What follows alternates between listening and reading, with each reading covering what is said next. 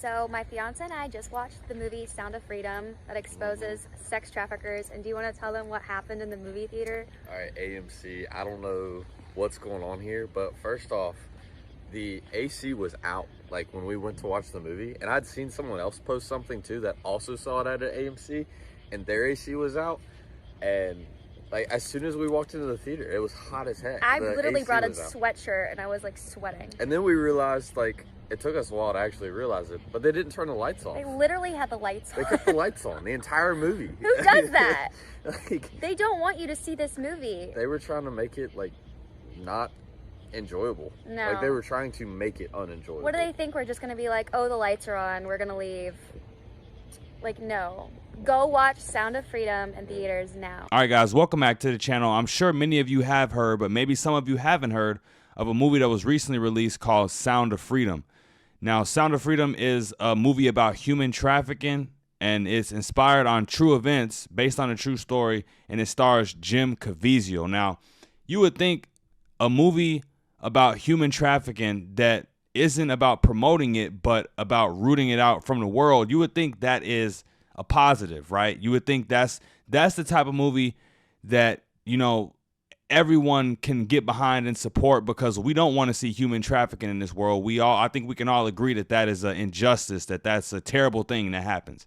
But as you can see from this headline right here, CNN talking about it, and this is the same woman who I recently did a video. She was in Abby Phillip, and I don't know this guy's name, Mike something, but CNN on their platform is attempting to slander Jim Caviezel, the main actor in this film, attempting to slander Jim Caviezel and slander this movie and try to discredit it. For what reason, I'm not entirely sure. Like I said, you would think human trafficking would be something that we would all agree is a bad thing. So any movie bringing attention to it, you would think is a good thing. But they found a way to try to make this a bad thing, you know, to try to make this a QAnon thing, try to make this a conspiracy thing, to try to discredit this movie and, you know, persuade people to not go watch it and to not go support it. Now, I could understand why they would have a problem with Jim Caviezel, because Jim Caviezel is, you know, openly devout Catholic Christian, and, you know, when you standing up for Catholic Christian traditional beliefs, then, you know, obviously people on the left and, you know, the powers that be gonna have a problem with you. Satan, the devil, gonna have a problem with you. But headlines and coverage like this are the reason why people have completely lost faith in news organizations like CNN. Like I said, you would think a movie bringing awareness to human trafficking would be a movie worthy of praise. However, they find a way to go and make it completely partisan, you know, say that this is a movie that promotes QAnon. It's absolutely ridiculous, but I'm gonna let you hear it for yourself. Don't forget to like, comment, share, and subscribe while we watching. Now let's roll it. And you seem pretty familiar with him, because he doesn't really hide his association with this real wild plot that involves, you know, drinking the blood of children and things like that. No, he doesn't hide it at all. And you have a lot of people who are in this world of QAnon who say, oh, they don't know what that is. They've never heard of it. They're just asking questions. With somebody like Jim Caviezel, he is openly embracing it. He's openly using its catchphrases and its concepts. He's speaking at QAnon conventions. And this film is being marketed to either specific QAnon believers or to people who believe all of the same tenets as QAnon, but claim they don't know what it is. And The Sound of Freedom does focus on a real issue of sex trafficking. But that theme, it's sort of like that kernel of truth that feeds the QAnon conspiracy theory. Tell us how those two things work together. Sure. And the most durable and the most believable conspiracy theories are not entirely false. There's something in them that is true and the rest of it is false. But the believers point to the one true thing and they say, oh, you don't believe that this particular thing is true. In terms of child trafficking, we know trafficking is real. We know it has real victims. No one is denying that. But these films are created out of moral panics. They're created out of bogus statistics.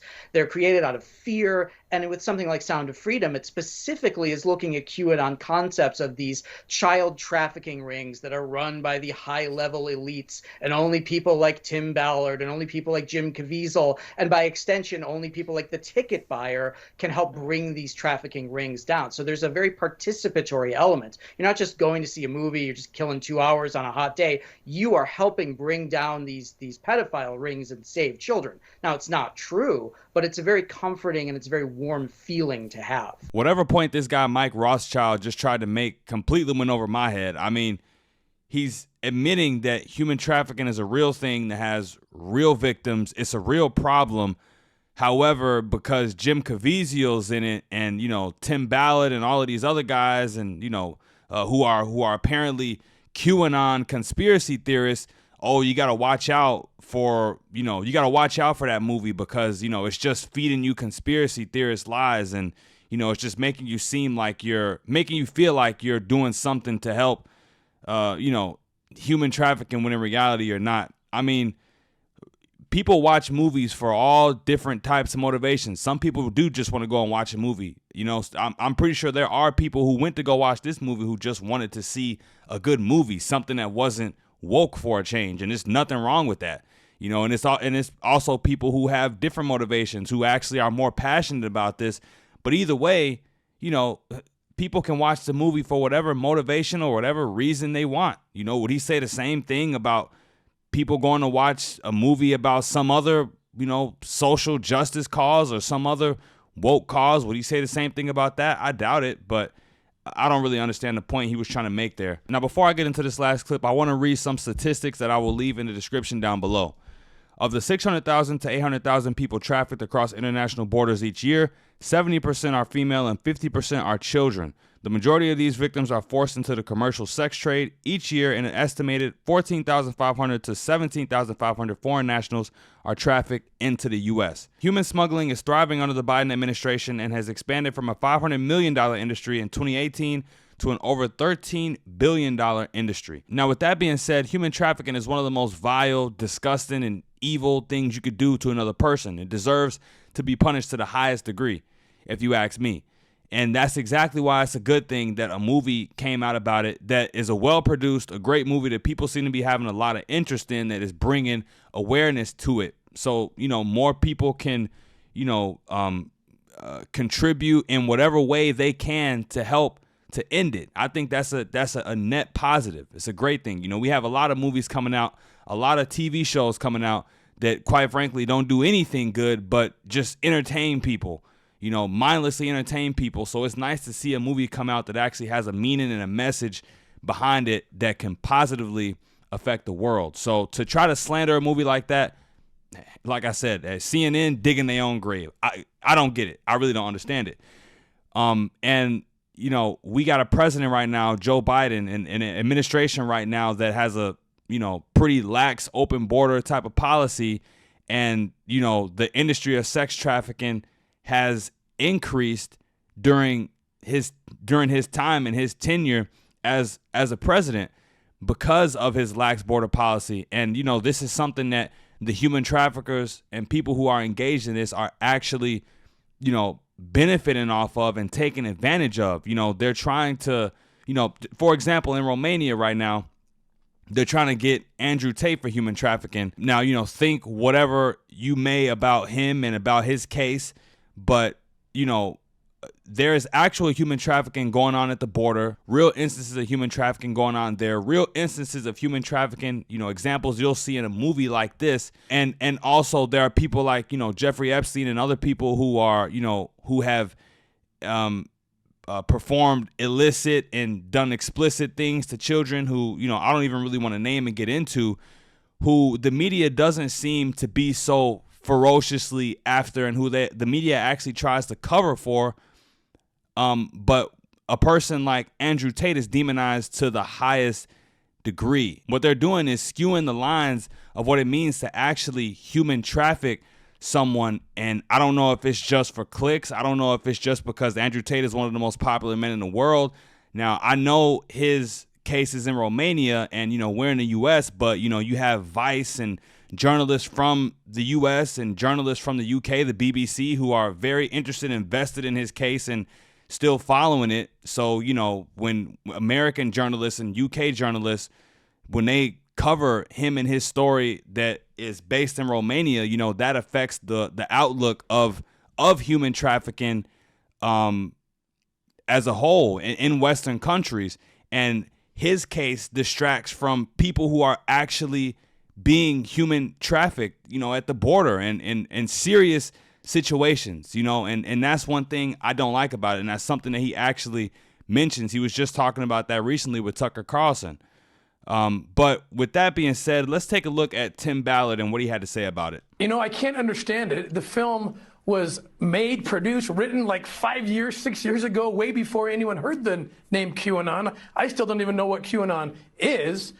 In the meantime, they're trying to connect it to some conspiracy when, in fact, like you said, this is a true story. These are real kids. I mean, these kids are my friends. They're young adults now, the ones that were rescued. They're going to come out soon and tell their story. It's going to be very awkward when the mainstream media comes after these kids next and accuses them of being part of some conspiracy when, in fact, they were rescued from a life of rape.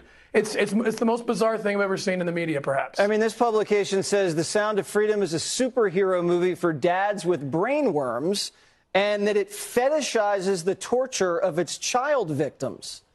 Is that what the movie does? It absolutely does not do that. It tells a story based in truth.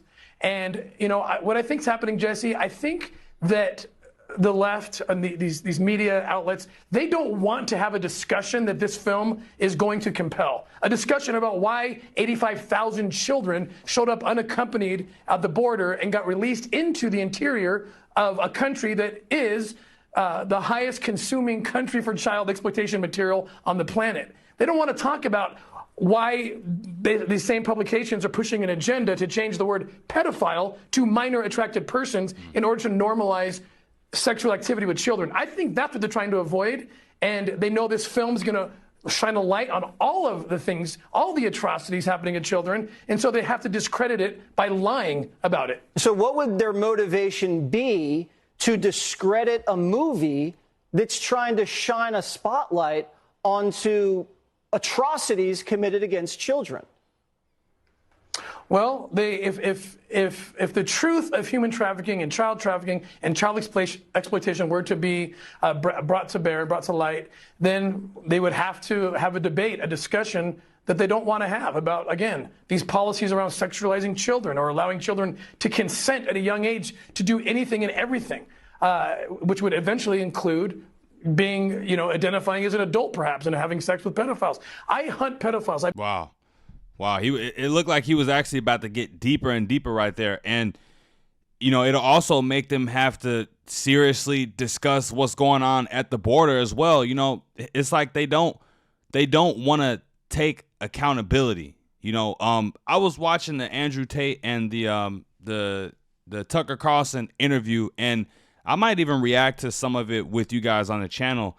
But they were having a discussion about how when something is going wrong, instead of, you know, directing their energy and their efforts towards solving the problem, they'll direct it towards the people who are talking about the problem so that you can start to, you know, say that the people talking about it are conspiracy theorists, they're crazy, shut them up so that everyone could just stop worrying about the problem as a whole. And that's kind of how they're able to just keep going and keep moving. Like, you know, nothing's happening, nothing to see here, when it's actual real things going on. You know, they escape accountability by discrediting people who are actually talking about real issues going on. You know, they escape accountability and they ultimately don't have to, you know, really get down to the nitty gritty of these problems. I mean, you know, Kamala Harris is supposed to be the person handling things down at the border. What's the status? What's the update? We don't even have one. We don't know. And this movie comes out, and this is a very serious issue, a very serious topic, something that a lot of people are passionate about. And, you know, they want to label this as a QAnon conspiracy movie. You know, like he said, this movie was written 5-6 years ago. I didn't even know that, but this movie was written 5 or 6 years ago. Nobody was talking about QAnon then. Most people don't even know what QAnon is now. So to make this movie seem like it's a movie about QAnon, that it really is just a distraction because QAnon isn't even as big of a thing as they're trying to make it seem. They're just trying to, obfuscate accountability and put the blame somewhere else on something else. It's all just a distraction. But like I said, as far as CNN goes, this is exactly why people have no faith in them. This is exactly why they're losing viewership and why less and less people actually look at them as a credible news source, because they don't even have the decency to come at talking about this movie without a place of, or not from a place of partisanship.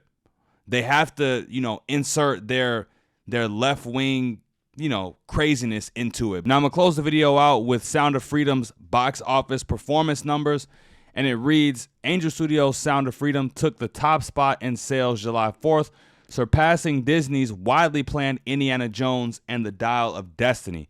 The action film starring Jim Caviezel is based on a true story of former federal agent Tim Ballard and his mission to save children from human trafficking. On its first day, the film took the #1 spot at the box office, grossing over $14 million through Pay It Forward and direct box office sales. The film has reportedly earned nearly all of its budget back on its opening day. Sound of Freedom beat Indiana Jones and the Dial of Destiny, which played in nearly 2,000 more theaters and had a reported budget of $295 million. The franchise sequel took in $11 million and in the second place slot on July 4th. So this movie already earned back what it cost to film it. First place box office on first day. Meanwhile, Indiana Jones and the Dial of Destiny, which I'm sure they would have, rather liked it that was first place, had a budget of $295 million and only grossed $11 million on the first day. So, shout out to all the people who had anything to do with making this movie. And, I don't really watch movies myself, to be honest. I'm not much of a theater person. I don't go watch so many movies, but I think I will go check this out. It looked like a good movie, and I want to support this movie and go check it out. But let me know in the comments if you have seen this movie, and let everybody know in the comments what you thought about the movie if you have gone to go see it. But that's all I got for you guys. Don't forget to like, comment, share, and subscribe. Hit that notification bell on your way out the door. And until next time, you guys, I'm out of here. Peace.